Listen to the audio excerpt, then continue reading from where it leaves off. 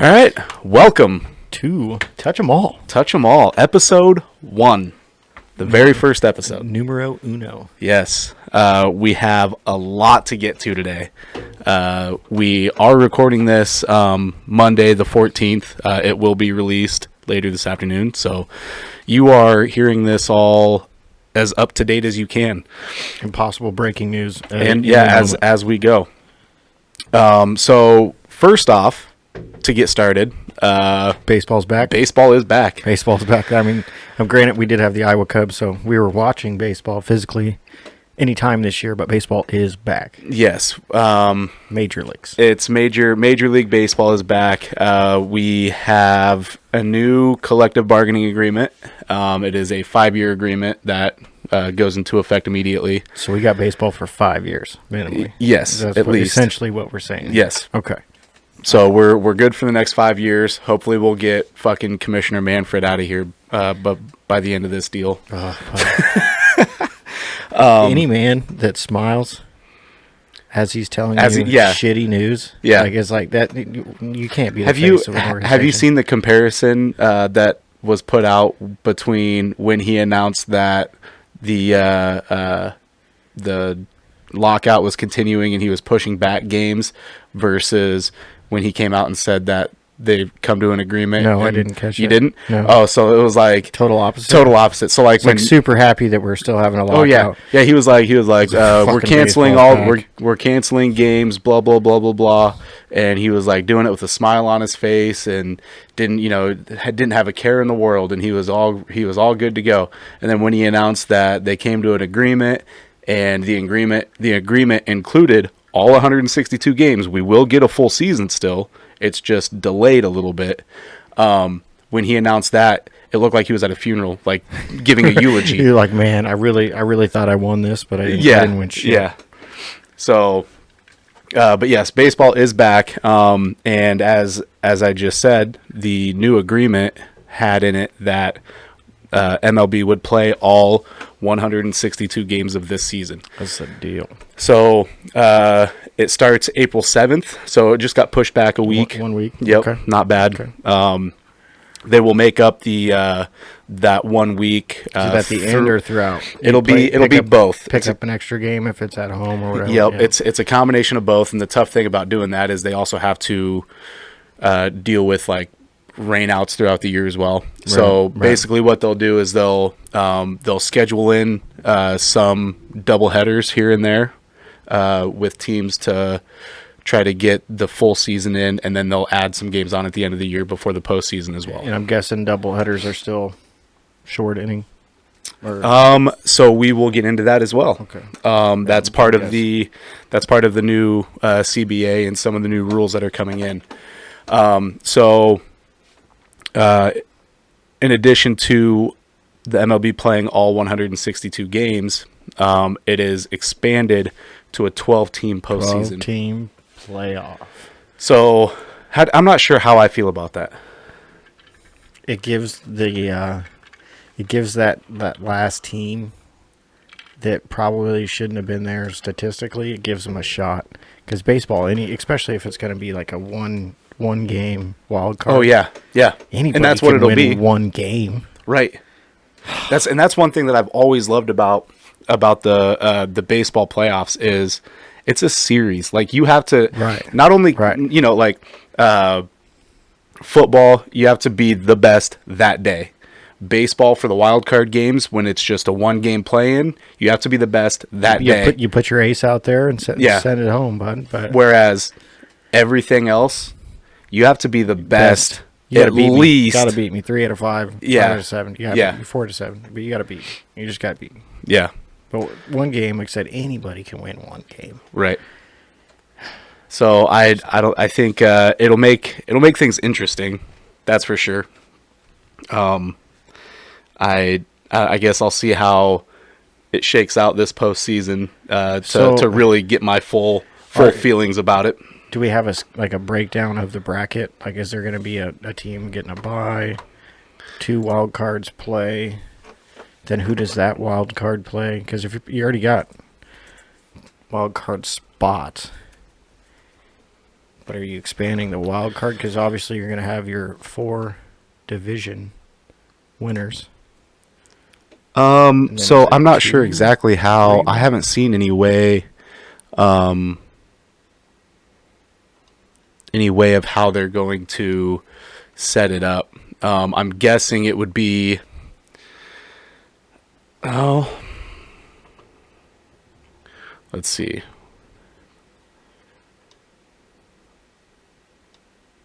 Oh, they are getting rid of the play-in game. So the play-in game is gone. So the one, yep. So that's good. Only NFL style. Yep.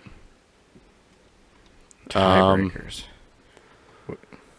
So it sounds like it's just going to be a bracket style. I'm guessing the first couple. It'll be the the first couple seeds will get buys, and then it'll be a bracket style from there. So from how they put it, Toronto definitely should have made the playoffs last year. Yeah, Toronto was good. Toronto was good. I don't know. I have. They had everybody coming back late though. That was the thing. And yeah, well, and I have a.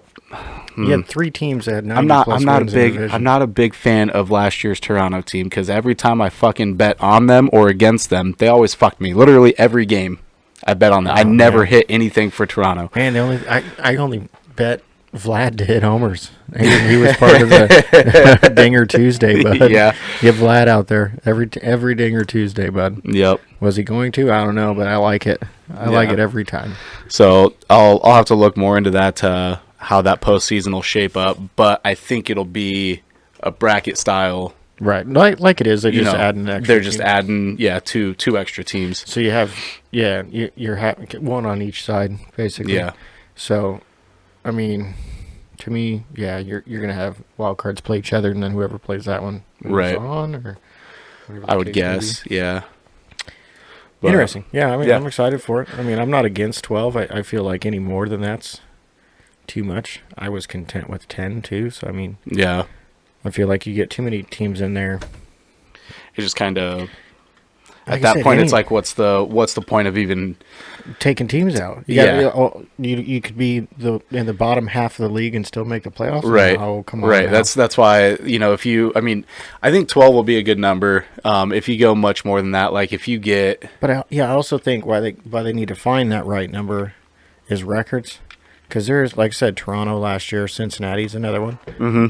Very good teams that played well most of the year. They did battle injuries go up and down, but I mean, come on, they earned their spot, right? But they didn't because their record wasn't good enough. So once again, if you're going on 10 teams, they didn't make it. So yeah. 12-team postseason. This also includes. A bump in the minimum salary for the MLB. A lot more than I make a year in there. Yeah, no shit. Minimum. I'll be the backup water boy. Pay me. So basically, the minimum salary for 2022 is $700,000. And it'll go up $20,000 every year throughout this CBA. It is. The first year increase is the largest single year increase in history, which is more than 5 times what it was the previous largest, which was $27,500. Okay. So they bumped it up quite a bit, right. Which is good. These players are going to get paid. And the guys out there that are thinking that's a lot. Baseball takes up a lot of your time throughout the year. You're always on the road, you're always traveling, and there's really no. I mean, there is a baseball off season, but there's really no off season. Right. Like you get done. If you don't make the playoffs, then your off season starts, and you might, you go on vacation or do whatever. You'll have a little bit there, but then it starts right back up again, and you got to be in for workouts and off season training and all that fun stuff. So I mean, it is a full-time job for sure. And these guys that are on minimum salaries, they're working year round just to make it, just to try to get a better right. They ain't taking no time off. Exactly. They're going to off team workouts, different private setups. They're trying to everything they're going international ball, doing whatever they can to play for sure. Winter ball. So, yeah, I think having that That bump up is nice. We're going to get a pre-arbitration bonus pool of $50 million. That'll be distributed to the top 100 players based on awards and statistical performances. So they'll come up with a method to allocate the funds, but as it sits now, how the system would work is last year's NL Cy Young winner, Corbin Burns, he would have seen his salary just for winning the Cy Young. He would have seen his salary jump from $608,000 to $4.2 million last season just from this new bonus pool that they put in. So is that's paid for by the league and not per team? Yep, that's not the team. Okay. That's not on the team salary cap. That is paid by this CBA with the MLB, PA, and the MLB. Which $50 million to the MLB is chump change. Oh, for sure. So I mean, I do respect that. I didn't know, Mr. Burns, you didn't make shit last year. No, he didn't, and he would have if this was in place last year. $4.2 million. Rookie of the Year winners Randy Arozarena and Jonathan India would have tripled their salaries last year. Hey, I had India on my fantasy team, buddy. He was a beast last year. Beast out of nowhere. And plays good defense, too. Kid's good. India, looking forward to you coming back home, bud. We'll take you back this year as well. So they're also getting a draft lottery. Top 6 selections will be awarded via lottery. I don't like the lottery. You don't see? I kind of do. Well, I mean, it's supposed to help with the whole anti-tanking. Yeah, I get that. But if my team sucks, man, give me first pick. Come on. give me something. Give me something. Okay, but what if your team sucks, but they don't suck just enough? Right. So then you're talking the difference between the Rockies and the Orioles. Like, yeah. But if the Rockies win more games than the Orioles, sorry, but Orioles get the pick. You know what I'm saying? Next year, do worse. Do worse. Do worse. That's something that I don't think I'd ever say to my team. But in 3 to 4 years from now, when your number 1 pick overall is on the team and starting, you should not be as bad as said team that didn't get number 1 overall pick. Right. But who's to say, that number 1 pick's worth a shit anyways? True. So the 18 non-postseason clubs will be eligible, although so it's not bottom 6. It is all 18, but the top 6 selections will be awarded via lottery. So your picks 1 through 6 can go via lottery through those 18 clubs. And right? That's big because, whoever doesn't make the playoffs could have first pick. Potentially, yes. So basically how it would work is the odds are based on the reverse order of your winning percentage. So there would be the bottom team all the way up to that 18th team, right? So the bottom 3 clubs each would be at 16.5% chance. So that's the highest percent chance to get that number 1 pick, or number 1, 2, and 3, whatever, So granted, you should, if you're in the top or the bottom 3, you'll have the best chance to get that number 1 pick, right? So, but then from there is as it goes up, and they'll pull the teams out as they get their picks or whatever. So it's really cool. The NHL does this. It does make it too. It does make it really nice, and again, it tries to prevent teams from tanking. So, which I don't know if we see a whole lot of that. I think baseball's biggest deal with tanking is just moneyball teams. Like, there's teams that just spend mad money, and there's teams that wish they could. Yeah. But they get put in a different league. But some of those teams, like the Rays, they end up playing well and stuff. And yeah. But, why is Derek Jeter out of Miami? Not because he bought the team and then went down there and traded their best player to New York. Right, yeah. So there are a couple rules changes that will be happening, and there's actually going to be, starting in 2023, there will be a committee that has 4 active players, 6 members appointed by the MLB, and 1 umpire from the league, and it's going to be a committee that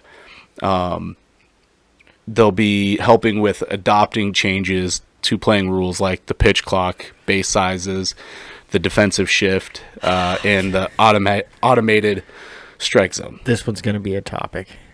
Yeah. Let's just start with pitch clock because it was the first one. Okay, go ahead. I'm for and against a pitch clock. I'm kind of torn in between. I'm okay with having a pitch clock, but I don't feel like anything under 20 to 25 seconds is relevant. How am I supposed to? I mean, you got runners on high, especially for like a closer or stressful release or relief situation. Yeah. I got runners on first and second. I'm jammed up, 2 outs. I'm looking around, and you're gonna make me pay attention for 13 to 15 seconds on that play or pitch clock? Because now, unless you're already starting out looking at the runners, you can't look at multiple bases and then look back and then still get your signs. These signs are taking 5, 6, 7 seconds. Yeah, no, I agree. I think it's quick. So yeah, it's 15 seconds with no one on base. But with people on base, you get an extra 2 seconds. 2 seconds. It goes to 17. I can look left and look right real quick, but I can't turn around and look at second. No. Oh, so, my goodness. I understand you want to speed the game up. I understand it. So the average time of a 9-inning game dropped from 3 hours and 2 minutes to 2 hours and 41 minutes after the pitch clock was introduced, with offense jumping across the board, which obviously your offensive production is going to skyrocket when the pitcher only has fucking 15 seconds. No idea. Yeah. Coach can't get the information into the catcher. I did see, I don't know if they're allowed in the MLB, but I did see college is starting to use those tappers. Oh, like microphones they're like in the catcher's ear? In pitcher. So they're literally just signaling a pitch to the pitcher. The pitcher knows, so he's not looking. You can't sign steal. You don't see nothing coming because the catcher's not throwing no information out. Yeah. They're just buzzing. They're buzzing him in. That's interesting. But there was I've always Arizona or something. I could be wrong, but I've seen there's a college team that was starting to use it and loves it. Absolutely loves it. Yeah. I've seen I've often thought about why catchers don't have like an earpiece or something where they can communicate with their coach a lot easier. Right. If they have certain scouting on a guy that's coming up, like say you got a guy coming off the bench right now and you have certain scouting on that guy, that coach can just be in his ear real quick and say, hey, we're going to go low and away with 2 fastballs on this guy and then come high and tight or something. You know what I mean? But then there comes in the pitch clock. So just like the NFL, right. Once you get down to a certain time on the pitch clock, coach can't speak to the catcher no more. So you can't last minute be like, oh, never mind, throw a curveball. Right. But I mean, again, just like the NFL, where if you're radioing that in, then I mean, you can at least quick get a couple pitches planned, right. And then you're like, okay, so then the catcher can go back to your pitcher and be like, all right, here's your first pitch, throw your sign, boom, boom, see what happens after that. Catcher knows what's going to come next depending on how that goes. Right. So. I mean, from there, I don't think the pitch clock would be a big issue. But I think at the start of an at bat, I think that's really when the pitch clock is gonna come into effect. Especially as the guy's walking up. Yeah, you got free space, just like a coach yelling to him now. Right, just yelling in his ear. Yeah, I think that'd be pretty cool change there. So so rule number 2, base size. Yeah, why? Safety. How long have they been using this size of bag? Honestly, I'm not sure. I think. And then when did they switch to the double bag at first? Sometimes that's a good question because I don't think that was always there. But we want to talk about safety. Right. Base size. So it's because these dudes got monster feet. But you've been using the same size bags forever. I feel like. Do they want bigger or do they want smaller bags? They want bigger bags. That's just so they can steal easier. It's closer. You can put a big old base out there and be like, oh, look, I'm 6 inches closer to second base, stealing it. Hell. I don't think so. I get the safety aspect, but come on, and I mean, that's the whole thing is just the safety aspect. I mean, it's not to try to increase stealing or anything like that. It's just the safety aspect. I think instead of putting the double bag at first base, making it a bigger bag is what they're really looking at. But like second, third, too. So we talk about safety. To me, I think it's because it's above the ground. you're talking about ankles, heels, Achilles, coming around the bag, coming around the corner, running. Why can't you just, implant it like the plate? So you're saying you want it to be like even with the ground? Even with the ground, and maybe tacky. I got some sort of grip to it. But then you're not rolling your ankle. That's what the only thing I think safety is players jamming their fingers up and then rolling ankles and stuff coming around bags. The only thing I see with that though is that one, there's a lot more of a chance you're going to miss that bag as you're rounding. Two, if you are rounding at full speed and you do hit that, you're going to have it tacky like you said, because otherwise if it's smooth like that plate, you're going to fucking slip right out there. Three, if you're sliding into second or third, you're going to overslide that bag, I'd say 7 times out of 10, because you don't have anything to grab onto or slide into. Safety, brother. It's for the name of safety. Just so you know, I don't want to change the bag. I think the bag is perfectly fine how it is. Your whole I'm just coming up with ideas. Your whole even with the ground thing is further from the safety side than it's closer to. Thrown out. I think I'm okay with the larger bases. I don't think it's going to be a huge deal, to be honest. Let's see, defensive positioning, the shift, banning the shift. You got a comment? I've got a couple thoughts on it. What's your thoughts? I feel like my thoughts are getting shot to the moon right now.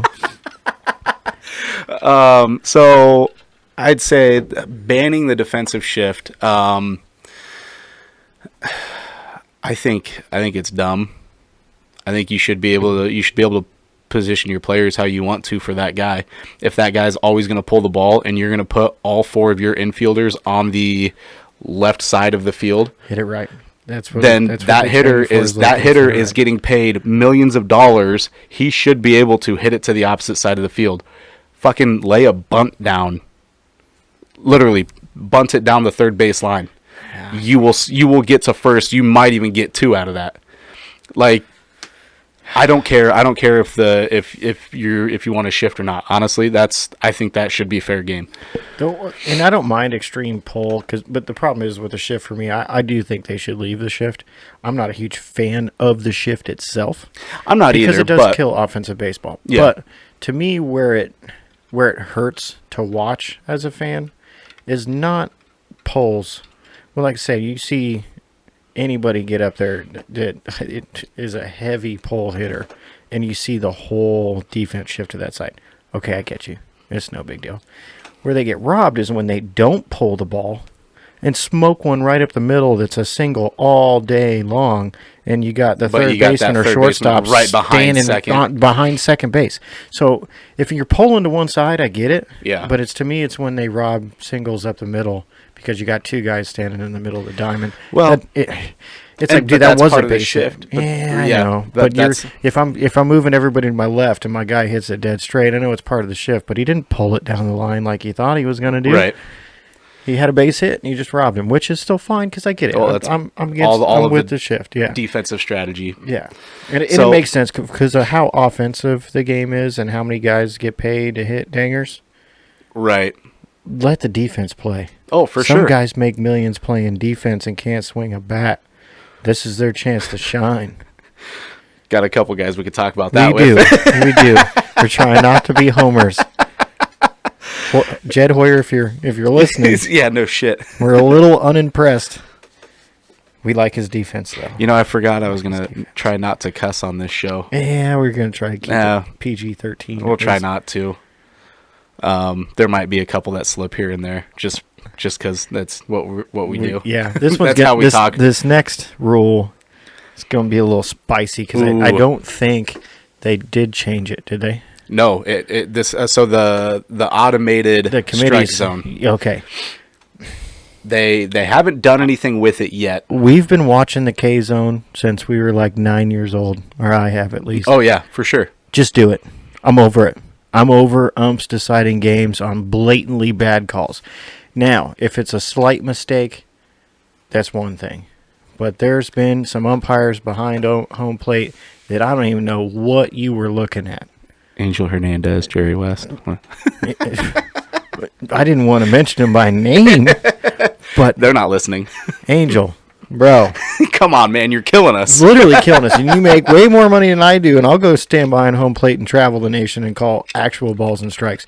It just makes you seem like some of these guys, maybe have ties with FanDuel or DraftKings. They're bad. Some of them are bad calls. And I get you got a hard job. You're watching thousands of pitches. Yeah. Thousands. I get you, bro. But sometimes when even like pitchers know where to throw in your zone because they know you're going to call that a strike and it's nowhere near the zone. Yeah. But there is technology. I understand some got shorter people, you got taller people. Just run the K zone, let it happen. Or maybe have a modified where you're still having umpires call the pitches, but maybe somebody sitting there in New York watching the game and say, "Hey, that was a bad call. We're going to give the blue a warning." Something if you miss before, so kind of like trying to keep them honest, and right. If you get 3 warnings or whatever, then you switch out with like the third base umpire. Right, that's what I'm saying. That. So have like an automatic backup, but don't use the automatic, but just use the automatic, the K zone for a benefit to say, "Hey, by the way, that was low and outside 8 inches." Can you not change that? And if you keep calling that, you're just done calling games today. Yeah, I mean, I get that, but at that time, just use the fucking. That's what I'm saying. Or just use it. I'm just saying if people at are this against point, it, like you said, just use it. I mean, keep them fair. For if the you're last already few challenging, you're challenging plays at first base that are, outs and safes and outs. Maybe you're already using instant replay. Right. Just use it, and that's just get it over with. So at least we're going to be consistent about what we're going to call.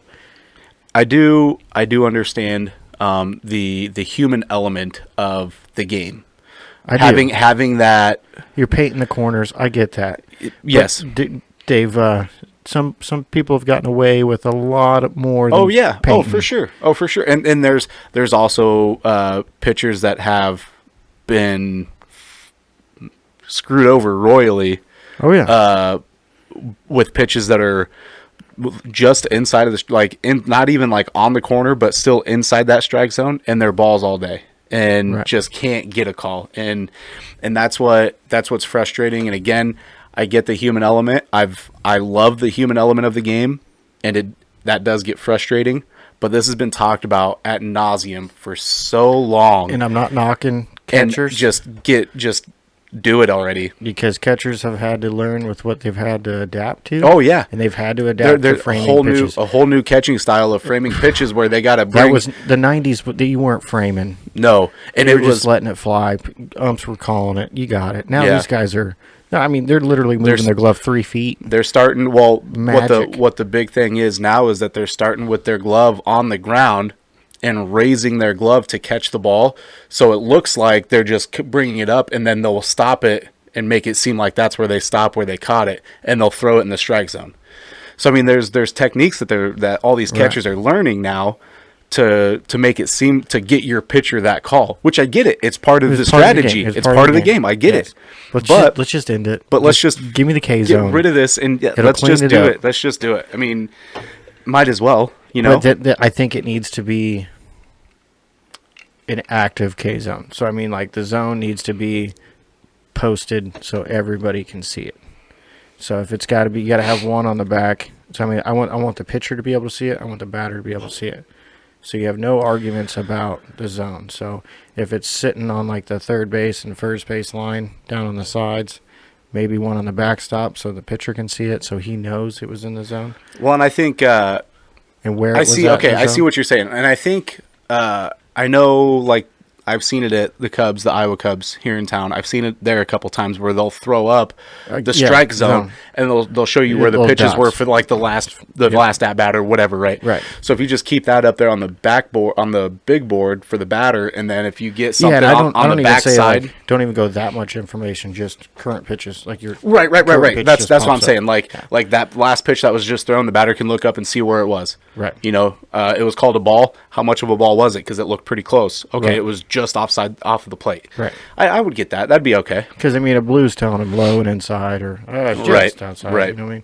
Unless he's doing that, like it was a ball. They said ball, but it was a little high, a little inside. Yeah. And then I feel like just one there again, the pitcher. I think the pitcher would benefit more from that than the hitter would. Right. Because the pitcher can see, like, okay, I thought that was a strike, but it looks like I just missed by a half an inch. Okay, I bring that in just a skosh and I'll be good. Right. You know, but yeah, I don't know. I think automated system there, just fucking do it. Just get it over with. Just get it over with. And it's not because I think umps do a bad job. Don't misconstrue that. I just feel like some umps There's a few that have made the rest of y'all look like shit. One of them finally retired. Thank God, Jerry West. Yeah, Jerry Goodbye. West. Angel, if Jerry, whatever. I say Angel, he was hit and miss. Jerry West was consistently bad, and he let you know this is where I'm going to call strikes tonight. I mean, it might not be anywhere close, but he's going to sit there and call them all night, bud. Oh yeah, yeah. He was. Yeah, he was. When he was off, it was consistent though. You knew where it was going to be. Right. Yeah. But see, like with Jerry West, if I'm watching a game, that'd be one I just want to go put on the radio. Yeah. Like, I don't want to watch this. I don't. I'm going to get so much more mad. If I'm just listening to it, I'm not going to be as upset. Right, yeah. When he calls, yeah, hey, for sure. Take a base. Yeah. Okay. Yeah, for sure. Look like a strike to me, Jerry. Oh, fuck. Not today, Bubba. Go ahead. Take first base. So, some other details. There will be a universal designated hitter now. How do you feel about that? Don't fuck that language. Yeah, Sorry. no, you're good. Don't like it at all. I don't either. And I think it should have been the opposite. I think universal pitchers. Universal. We're going back to, are you on the diamond? Did you start today? Guess what? Grab a bat, boy. You're batting ninth. I completely agree. And if you're really good, you're batting eighth or seventh, or you could be DeGrom batting in the cleanup. I don't care. I could not agree more. This has been ever since they've started talking about using a universal designated hitter. My thing is, if you're playing baseball and you're playing on that field, grab a bat and hit. We're talking single A baseball. You got 6, 7-year-old kids out here pitching, and guess what they do? They hit the ball too, bud. Yeah, yeah. So you swung a bat at some point in your life, all the way up through college. You did. Yeah.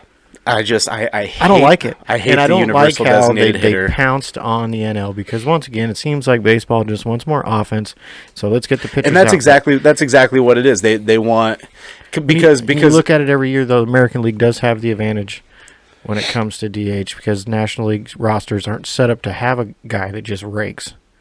Well, and that's one thing about when they play each other, home team determines whether you have a DH or not, right? So, like when, for example, when Schwarber made his Cubs debut, it was in Cleveland against the Indians. He came on as the DH, and he fucking murdered. Sorry.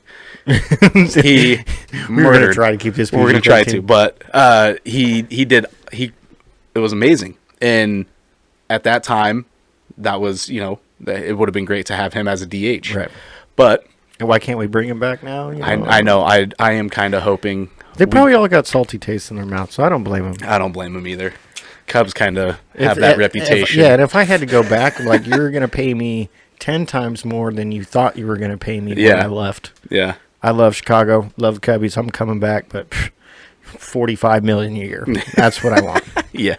But you're only worth $7. I don't care. That's what it's going to take for you to have me back. If you want me back, yeah, I get it. But anyways, yeah, I don't like the universal designated hitter. I hate it. I was perfectly fine with, if the AL wanted the hitter, that's fine. Yeah. But I'm not a huge fan. We all know, as National League fans, we all know that the American League's a little soft for having the DH, and now you just made baseball soft. That's how I feel about that. It's just so great. National League pitchers rake, bud. Rake. And it's such a great moment when you get Big Sexy himself, Bartolo Colon, up there. Jacks his first home run of his career at age 76. I think he was 41 or something. Fun fact: last Cubs pitcher to hit a home run. Arrieta? No, it's gonna blow your mind. John Lester. Really? Yeah. John Lester will go down as the last Cubs pitcher. No shit. To hit a home run. That's awesome. Love it. Absolutely love it. the notoriously horrible hitting pitcher he had a .013 lifetime batting average. I was say his lifetime batting average is sub 100. I know that. And it's a dinger. That's his lifetime achievement. I think he has a couple career home runs, though. I think 2. Yeah, I do. Last, his career batting average for John Lester? .013. No. Not that bad. .115. Wow, He was he's over 100. Yeah. Wow. Shock. So he's no Syndergaard. He's no. No, and there are some Shohei Ohtani. Oh, see.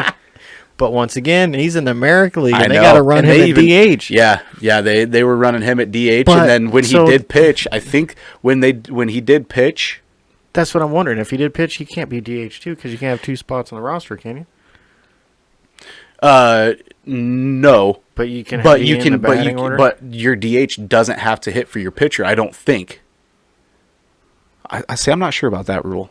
Now that I think about it, I don't think. I feel like he DH'd every game that he didn't pitch. I'm pretty sure. I feel like when he either DH'd or played outfield. Yeah, and then when the games that he did pitch, when he got taken out, he got moved to outfield to keep his bat in the game. So he played damn near every game. I just don't know if when he was pitching with the DH, if he was allowed to hit. Until, like you said, then like, oh shit, we're down. We're gonna bring him in late. Take him out, go put him in right field, hide him. Although he's an athlete, he can play the outfield. Yeah, I'm trying to look up and see. That's a good question. I just don't know if you have to use. I'm thinking you do have to use it on the pitcher. But like, yeah, we're like, my pitcher could hit though. Why can't I just let my pitcher hit? Right. That should be optional if you want the DH. Is all I'm getting at. Yeah. Let's see if I can pull it. It's not pulling up. But if here. everybody's doing it, everybody's going to do it. They're looking for every advantage they can. So, I mean, most pitchers can't hit, so I give them that. But if you got a pitcher that hits 300 and is going to hit 50 homers this year, let him hit. Let him hit. If you guys know that rule, let me know. Send me a message here. I feel like you can. I feel like you can't pitch and hit D. I know you can. I know that. My thing is, I don't know if the designated hitter has to hit for the pitcher. So, like in Shohei Ohtani's case, if he's pitching that day, but your catcher sucks, right? So if your catcher is not isn't a great hitter, you can have the DH hit for the catcher, and your catcher goes out there and just catches all game, and he doesn't hit. Right. That's what I'm wondering. What you're saying, or like a stud shortstop that can't hit. Yeah, if you have a Simmons or a Baez or a fucking whoever. We already distinguished Baez can hit when he hits the ball. I'm still strike out a lot, but I'm still salty about Baez. The Simmons thing is he has no business with a bat in his hand. All right, so let's send us a message on Facebook at the Casting Pods Network or on emails. It is the castingpodsnetwork at gmail.com. I will get a voicemail line set up so you guys can call in as well. I was going to do that today and got called into work and wasn't able to. So I will get that done. And I will have a voicemail ready to record, or an actual recording. Recorded line. So I don't get called out by KC again. Yeah, we ran into a soft part there. I'm sorry. Yeah. Get a little busy, if you know what I'm saying. So one other thing. The top prospects who finish first or second in Rookie of the Year voting will receive a full year of service, which I'm okay with. So you're talking a guy comes in, even if he comes May, June, July. Yeah, even if he comes in like June or July and he still gets the Rookie of the Year or second place in the voting, he still gets a full year of service. In his arbitration. Yeah. Okay. Or pre-arbitration or whatever. Yeah. But it's still. Yeah. Yep. So that's. I get what you're saying. Yep. There. So that's that kind of wraps what was that up. Below that.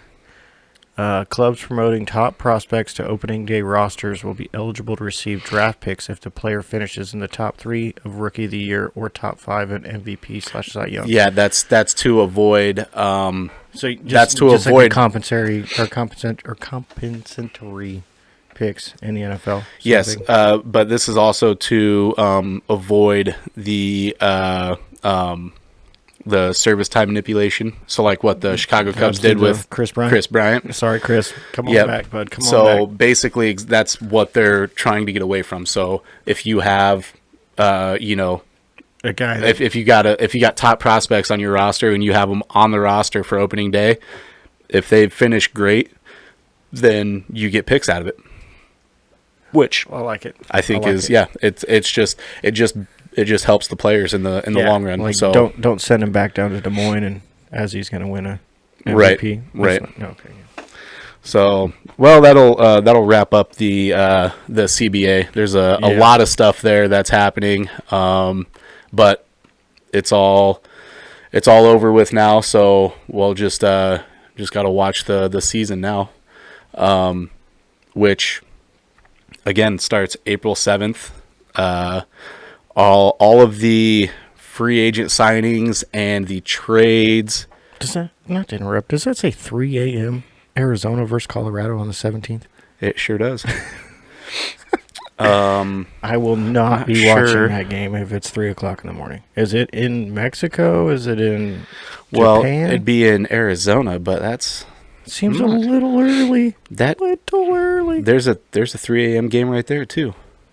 No way you got these guys playing at 3 o'clock in the morning. In Scottsdale. What? I'm gonna have to look that up and see That's if guys gotta be are a actually typo. playing. That's weird. So we're gonna get into let's see where are we at for time? Night game at 3 We're o'clock in the morning. at 40 minutes. We can get into let's see. A little bit of free agency. A little bit. We got to. You know what? Let's I don't want to go too far. That's all I'm saying. We got. okay. So you're gonna do about 20 minutes of free agency. Yeah. We'll do about 20 minutes. We can do that. Okay. Yeah. I was just wondering if we I just wanted to wanted- do that or if we want to end this one now and do another one, just free agency. But we'll do 20 minutes and then Yeah, we'll do an intro to what we think. we'll just Maybe. we'll come into that and then we'll take off for the day and then be back next week with whatever happens towards the end of this week. I'm excited. Yeah. I'm really excited. It's gonna be- shit's gonna hit the fan here any minute. So couple big things have happened the past few days. Nick, where do you want to start? I'll just start with the breaking news. That's not anything that happened, but it's going to happen. DeGrom planning to opt out of contract after 2022. Somebody go get that fool. Best pitcher, worst offensive run support. DeGrom would be absolutely anywhere that was competitive and would easily be the best pitcher in the league. He'd be lights out. He is lights out. But the problem is what did he have last year? A sub-2 ERA, and he was trash because the Mets sucked. Yeah, he had a 1.08. Somebody go get him now. So basically what he's saying is I think he wants to just see what kind of deals he can get, which being DeGrom, he's going to get the largest. Monster. Yeah. But he is up in age, though. So, but Yeah. I mean, he's only getting better with age. He loves being a Met. He's excited about the team. He wouldn't mind. He said it'd be really cool to be a Met my entire career, but the plan is to exercise that option and be in constant contact in the offseason with the Mets and Steve Cohen in the front office. He's just maximizing his So angle, yeah. though. And I don't blame him. When the Yankees come over and say, hey, you know what? We can keep you in New York. We'll give you $300 million, bud. Yeah. For the last 4 years of your career. Like, whoa. Right. Okay. Yeah. So it's I'm interested to see how that'll play out throughout this season. I don't think reading that, I'm not sure if he would be open to. I'm not sure what his contract entails right now. I don't know if he's got a no trade clause in there. I imagine he probably does. Yeah, but it's probably select. Could be. He could choose the team. So they, depending on his contract, he might want to be traded towards the end of the season. So the Mets lost Stroman. Did they trade Thor? I don't follow the Mets much, so I'm like, but I feel like they traded Thor, but I could be wrong.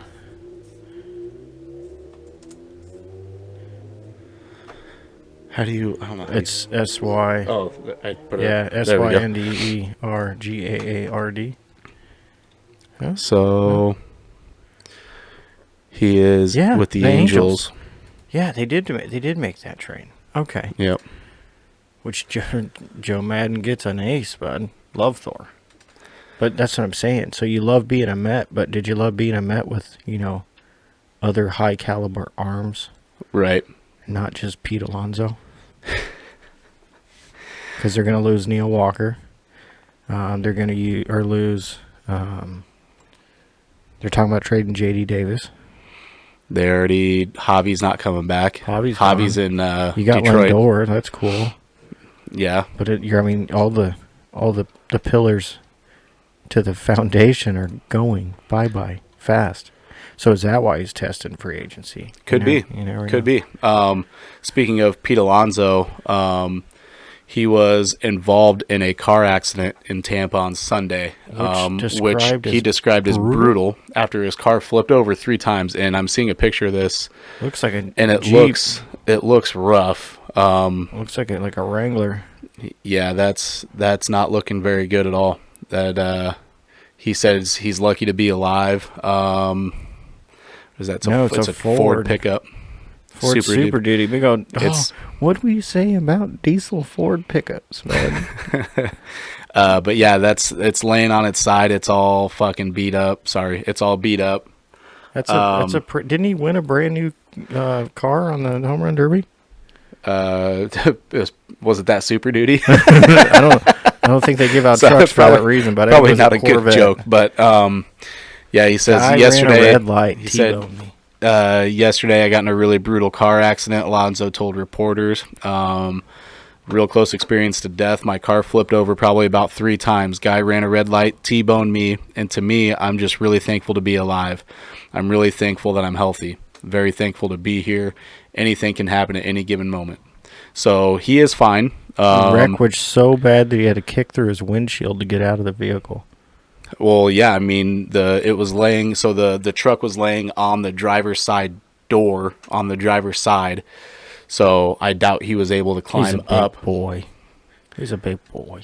Yeah, but I doubt he'd be able to climb up and try to get out that way. I don't care who ran the red light and T-boned him. We'll look past that. But how fast were you driving, and what was he driving to flip an F-250? Yeah, no shit. A dump truck? A trash truck? An MTA bus? Something.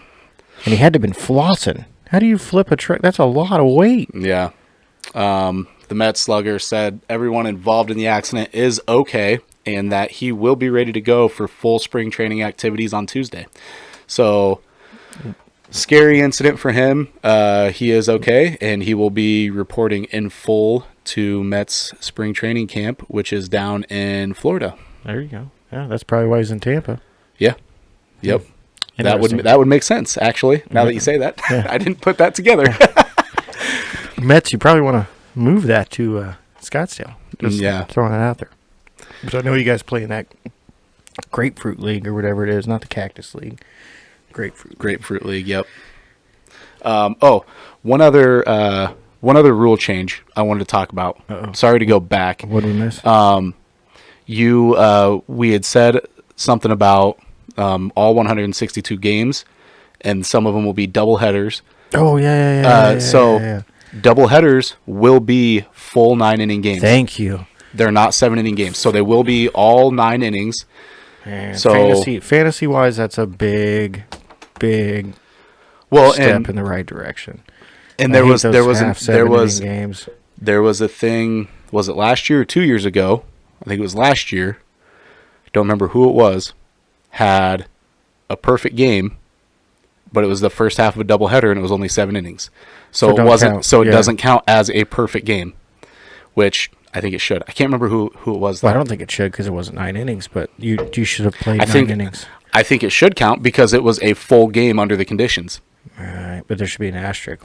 See? Oh, come on. 9 innings. We're talking 9 innings of pure. I know, and I understand. And I understand there's a lot that can happen in those last 2 innings. I do, but there should have just never been that situation in the first place. We should have never went to 7 No, I don't think so either. Asinine. I think you want to do a doubleheader, it's a doubleheader. We're going to have a full day of baseball today, bud. I think I see a report here about restoring the extra innings runner rule. I think they actually I don't like it. took that out. I think as of now, they went back to the rule the expired original. after 2021. Okay, so It it is not back included in the new collective bargaining agreement. Yeah, Rob Manfred has vouched for it. Oh yeah, well, no he'd shit. vouch for just about anything at this point. Yeah. But, So I don't like it. As of now, there like is it, no runner starting. the ghost runner on second. Yeah. Start. No, I don't like that either. So Hopefully that one stays. bad pitch can change it. A single to left scores the runner. Is that fair? No, because you just got a single. So you would have a guy standing on first base, not a guy getting an RBI for getting a single. Yeah. That's what's frustrating to me. And when you do it, it's always the last guy that was out that was on base. Yeah. Second base. You could have a speedster. You could have some slow dude out there. There's too many variables. But I don't like putting a guy on second. I don't either. Bunt, single over. You do whatever you want to do. Transfer the runner, but that's not fair. It's not fair to either side. Just because you get that, don't like it. Don't like it. Other transactions. We'll move back into Big one. Matt Olson to the Braves. Matt Olson to the Braves. Bye, Freddie Freeman. Bye.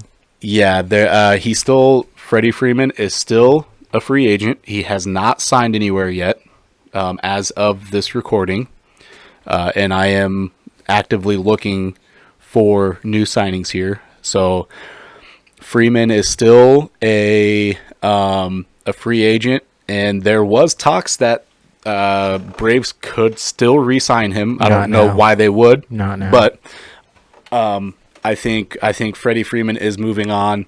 I'm not sure. I'm not sure where he was favored to go. I know the Dodgers, Yankees, Red Sox, Giants, Cubs. That's what I got. Okay, that's what I got in my head. Yeah, could be more.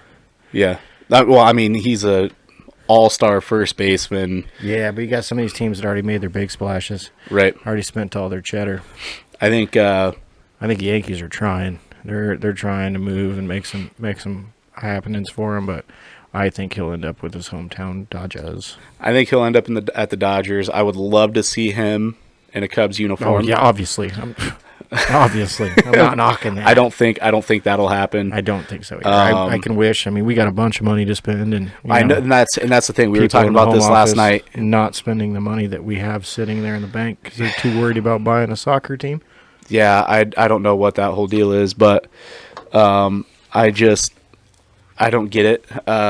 Go out and make a move. $115 million. You go out and make a move. You got 3 studs that play the field easily with a couple arms. And that's what guys. I think that's what the Cubs need the most here. Let's homer for a minute here, and we'll talk about the Cubs. Can homer. Yeah, we can homer. That's our biggest splash of the week. Oh my God. Do we? Okay. I mean, if we're gonna talk if we're gonna talk about it, defensive stud, I should say. Yeah, because there's no offensive power there. We talked about this. And Andrelton Simmons, love it, but hate it at the same time. We were both sold on Correa. Not that I'm a huge fan of Correa. I feel like Trevor Story would be a better option at shortstop for us currently in the time being. But they've already said that he's not willing to play third base. So you're not bringing in Story with Simmons. But we have so many utility infielders that you can't say we're not going to sign Carrera, but it's looking a lot less likely. And I think so. They signed Simmons on a 1-year, $4 million deal. Is it just a prove it deal? Basically. I mean, we signed D. Gordon last year. Look how good that went. Dude raked for the I-Cubs. Yeah. And then we let him go. Yeah. But there's a lot of things. Happen. There's a lot of things that was going on with D. Gordon though. Yeah. Even towards the end of the year, there, I think he got into some trouble, didn't he? There's something to do with the name change. Well, that was for his mom. Okay, he had a couple random. Yeah, there was some stuff going on, but I think if I remember right, I thought he got into some legal trouble towards the end of the season. I don't think so. I don't remember. Maybe not. The last game we went to, he was there. Yeah. And he hit that 3-run homer over right center and was running around the bases like, call me. Yeah. Call me, I'm ready to come up. Right. I'm tired of being in Des Moines. Yeah. I don't blame him. I just hit that ball. I'm a little dude, and I just hit that ball into the river. What else do you need me to show you? But that's also against a minor league pitcher. So, yeah, but could have been a guy rehabbing. You never know. Could have been. So we have Simmons, which I think, I don't know, at $4 million, definitely a prove it deal. It seems to me like I don't know, that might be ooh. What? Ooh. Sorry, I'm reading into this A's making all these moves. That last line got me. Go ahead. What? Expected to ship out third baseman Matt Chapman and starters Frankie Montas and Sean Manaea. Can you please send me Manaea to Chicago? Talking about needing another arm. Yeah. Oh, we could really use a lefty arm. That'd be nice. With a guy that's got a career perfect game. That we'll look past that. But he's solid. I'd be okay with that. And he doesn't have to hit. No, not anymore. He's been with the A's this whole He's been with the A's, so he doesn't hit. So that's what makes me think about weird things with the universal DH. So I feel like National League teams were very sus, as the kids say nowadays. Sus as the kids say. About bringing in American League pitchers. And I agree. I think very, very unlikely that they're going to be hitters. Some of them are. But if you've been in the American League your whole life, you haven't touched a bat in maybe 10 years, 10 years, roughly. Right. Yeah. Now I'm going to bring them to the Cubs and be like, hey, by the way, every You're 5 hitting. days you're hitting, bud. Yeah. When was the last time you swung a bat? I don't know, Coach. What's a bat? Yeah. But now with the universal DH, you don't have it's that. an open market. Yeah, you can bring any pitcher across the line because you're not worried about them having to put a bat in their hand. Yeah. So what do you think about Rizzo? I would also love to have Rizzo back, but I think he stays in New York. You think so? Yeah, I feel like New York misses on Freeman. Freeman goes to the Dodgers, and the Yankees scramble and just bring Rizzo back. Rizzo. Yeah. Once again, would love to have any of the core member back. We already know Javi's up in Detroit. Yeah. Appreciate it, Javi. Appreciate all the love there. But any of the three remaining, I would love to have KB back, Rizzo, or Schwarber. Or Soler. We've talked about that. Soler, I would really like Soler to come play right field on and off with Jay Hay and DH every other game. I would, and so that's what in our group chat with the cast or the C&D show group chat, David had brought up bringing back Soler or Schwarber, and I think bringing one of them, either one, just for a DH, I think would be, you can give Schwarber DH money, and I don't want to rule out Schwarber because the dude hit bombs. But I think playing in Boston at the end of last year really helped cement his own career, what he's got going on. I think the ballpark really depends because he could rope one to right field in Boston, and that's a dinger. Oh, yeah. Oh, easily. 319 feet, yeah. 2-foot wall. Yeah. Very easy for a lefty to hit a homer there. So, I mean, he did very well last year with Boston. But yeah. I honestly don't think that... I think his numbers are real inflated, is all I'm saying. But Soler would be a good fit. Yeah, we always knew he had power. Yeah. The kid's got power. I think Soler, if the Cubs could get Soler back, then yeah, I would agree. The days that Jay Hay's not playing right, Soler goes out there and plays right. Keep him running. And then, we'd have somebody else there to DH. Whoever has an off day in the field that day could DH. Right. Whoever, right. Bodie, Wisdom, whatever. Talking about Cubs utility players. I'm not going to call them infielders or outfielders because they all play everything, wherever you want them to. Anything. Yeah, it was crazy towards the end of last season how they just it was like a little league team almost. Right. You know, you would go out and you would rotate your positions. Coach, I played second, short, and third this week. Where do you want me? Oh, Yeah. I'll go to center field. Yeah. You like center? Never played it. Go on out there, have fun, Yeah. bud. Okay. Yeah. So, you know, it's you got it there, bud? All right. Got it. Sweet. I do have a bottle opener down there Oh, somewhere. sorry, I let it fly. Let it fly. But yeah, you know, the Cubs have they're just a utility team. They don't have, other than their pitchers and even Wilson Contreras. After that, Jason Hayward. After that, everybody else plays whatever. Hey, well, Wilson's played first and third before, and we brought him up as the third baseman, so you gotta remember that too. Yeah, yeah. But he is I saw our some sour news about Wilson a couple days ago. Yeah.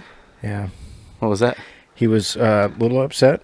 He was down in Arizona getting ready to start the team, and somebody had done it instead of asking, you know, like, hey, how's it back to be down in Arizona with the squad and what's it feel like? No, they asked him, what's going on with your extension talks? Oh, Jesus. It's the first thing they asked him. He looked right in the camera and he goes, well, you know, I'd really like to be a Cub, but if I don't get extended, testing out free agency would be a dream come true. What's that tell you? Wilson's gone. Yeah. And you're going to tell me that you're going to try to shine at my face with Yan Gomez? The only thing I think is if the Cubs know something we don't about Miguel Amaya, if he's ready, I could see it. But if he's not ready, he's not ready. Is this must be the last year of his contract? Oh, yeah, bud. Okay. Oh, yeah. Yeah. I don't think he makes it to the All-Star break. Yeah. And I love Wilson. Don't get me wrong. Wilson is the last remaining hope of what we have from 2016. And they're going to do him dirty just like they did the rest of him. And kick you in the ass on the way out, bud. I already heard about Platoon and J-Hay this year. Worst contract in Chicago Cubs history. Yeah. Once again, Simmons, you can play defense. I get you. I got you. Okay? So somebody explain to me why 1 year deal for $4 million for Simmons, right? Yeah. Yeah. Yep. What's J-Hay making? 23 a year? Honestly, I have For the no league's idea. best defense, we're putting $23 million a year, I'm guessing? Oh, it's something crazy. 8 year, Let's see. $184 million. But it might be backloaded at the end. I'm trying to see what the... Here's a couple of ideas on how to trade Jason Hayward's contract. Yeah. Ain't nobody want that. Nobody. The Braves and the Cardinals didn't Cubs, want it either. one contract Chicago would definitely like to erase. In bold letters, Jason Hayward. ESPN ranks Jason Hayward's contract the worst on Cubs. Hey, I didn't feel like what I said was a lie. No. Worst Cubs contract in history. Literally. I mean, we're talking Mets, Bobby Bonilla style contract here, bud. Oh. We should have just put it out over 60 years and paid him $1 million a year. I love the Bobby Bonilla contract. Oh, yeah, bud. It's so great. So great. I don't see a year by year breakdown. But yeah, for what it is, and that one's highlighted with Dexter Fowler. For what we gave up and what we were spending to take on that negative contract is just asinine. And you're telling me you want to put him on the bench this year. Fine, he deserved that 3 years ago. He can play right field. I give him that. Yeah. He can't. Well, and that was the whole thing is that we have discussed is he can play the field. He can play the He's field. a good leader in the locker room. There's just Got no a nice voice. There's no bat. There's no bat. No bat. Nope. And he looks like he's seen a ghost. Half the time he's up there, I mean, he's changing different batting stances. He's changing grips. He's choking up. He's playing off the end of the barrel. He still can't hit the ball. Yeah, it's... When he does, I give him credit. He hits some smoked shots that are just like right at the second baseman. And you're like, dude, you made good contact. It's still an out. It's still an out. Oh, shit. But all right. Maybe he'll take an advantage of not having a shift, even though you don't have to shift Hayward. You don't have to shift Hayward. You just take the entire infield out. He still gets out. He'll Yeah. ground out to the pitcher. Yeah.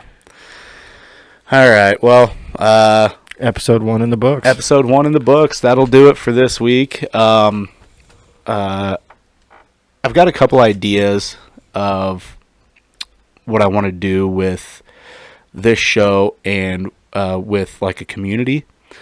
So I'm kind of thinking. Sounds spicy.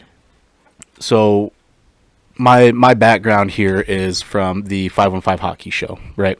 So we did that a long time ago. I helped Tyler Shelton get that off the ground, and I started, not really get it off the ground. He started it with another buddy, kind of built it up a little bit, and then I came on as a guest a few times and then just became a co-host. We started a Facebook page, which we have one for the Casting Pods Network. We do. And that you can find all of our links to our episodes there. If you follow us, we'll post updates there. I'm not the best on posting it on that page, to be honest, but I'm trying to get better. But another thing we did was, because people can't really interact very well with the page, we created a Facebook group. Right. And then, so so you go in and you can interact, talk baseball, whatever. Well, with that, it was hockey. Just Another Football Show does the same thing. They have their Just Another Football Show Facebook group, which they've got a lot of great. We're ready for the meme wars. We're ready for all of them. They have a great fan base over there. Great people that post daily on that and share all the memes, the stats, the going-ons of the NFL. So I'm looking to do something like that for this show. So we'll have a Touch 'em All baseball group. Be able to join that on Facebook. Go on. We can talk baseball, MLB, minor league, NCAA. Whatever kind of baseball you want to talk. The podcast itself will focus on MLB. We'll talk a little bit about the Iowa Cubs because that's hometown. We're still hoping to get a little. I would like to get a sponsorship from the Iowa Cubs. I'm going to try to work on that. We'll try to get a couple games in this year behind home plate again. Yeah, we'll go. I'll go live from the Iowa Cubs games, and one thing that I did with the 515 hockey was get some. We were able to get some really cool interviews with players, coaches. There was one of my favorites was the photographer for the Detroit Red Wings. Okay. Talked to him for a while. Super cool dude. Heard lots of awesome stories. So I'm going to work on getting some really cool interviews. The goal is to not let Nick get drunk and start yelling at Adalberto Mondesi again. Although he was a really good sport about it. He was a champ about it. He was a really good sport about it, and it was fun time. But it was really fun. I am a heckler at best. If you're on the away team and you're in Des Moines and you're not playing for the iCubs, and I'm sitting behind home plate, you're in for a rough night. Rough night. It was really fun. I don't care if you're a 5-time All-Star or not. I don't care. You're in you got a picture with him, didn't you? I did. He was on the he was in the on deck circle. He was getting ready to hit, and Nick's just like, I need a picture with you, man. This was a few innings in. Hey, Adalberto! And he turned around like somebody thought they knew who he was, and he turned around and saw me, and he's like, was that you? I was like, yeah, it's me, bud.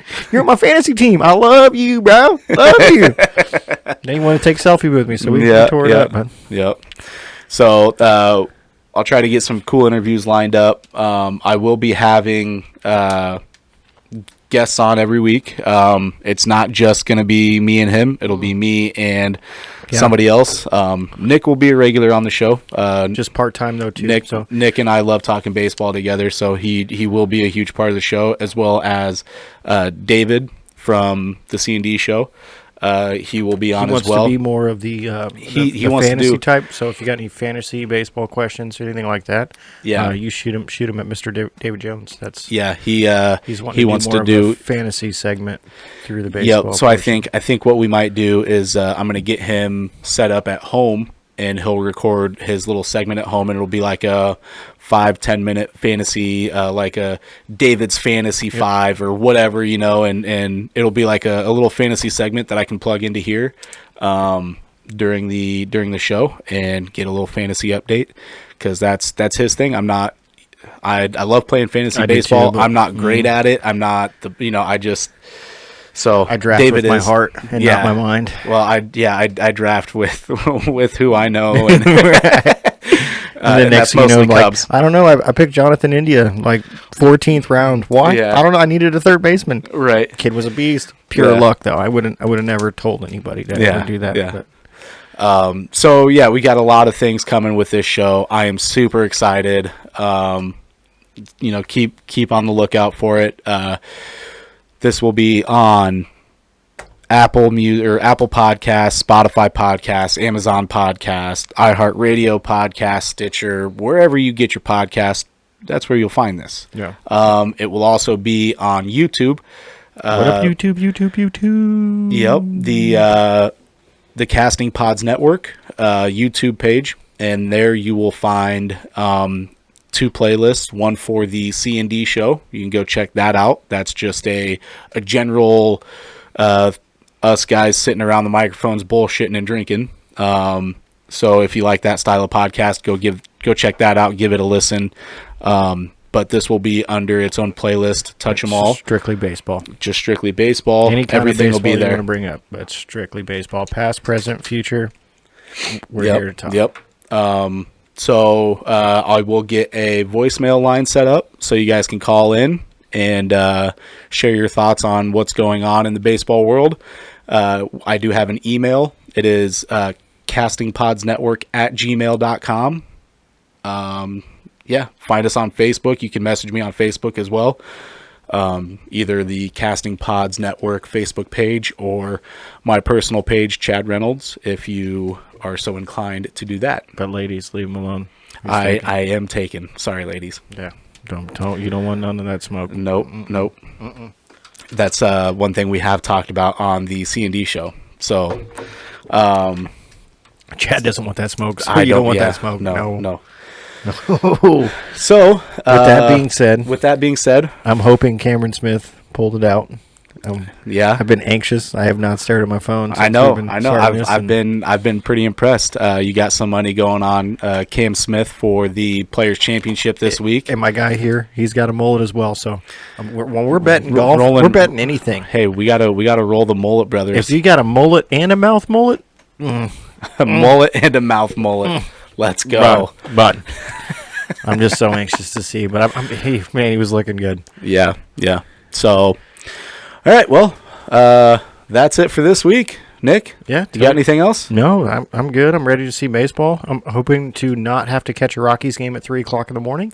Yeah, we're going to look into that because that seems really weird. If that is a thing, I'm off for the next 2 weeks, so I will literally watch that game. I figured you would. If it's on at 3:00 in the morning, and I got no beef with the Diamondbacks either, but if the Rockies and Diamondbacks play in Arizona at 3 a.m., I'm watching it, and I'll let you guys know how trash baseball is at 3:00 in the morning.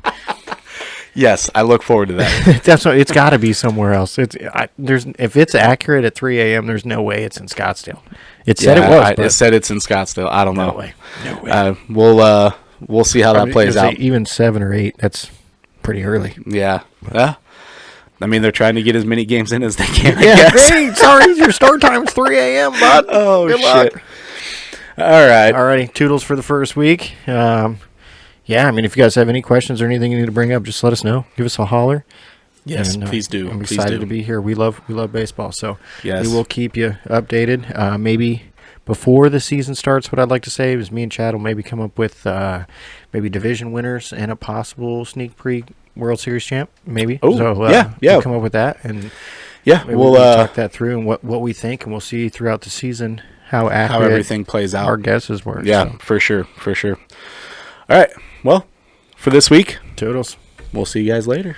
Bye. Bye.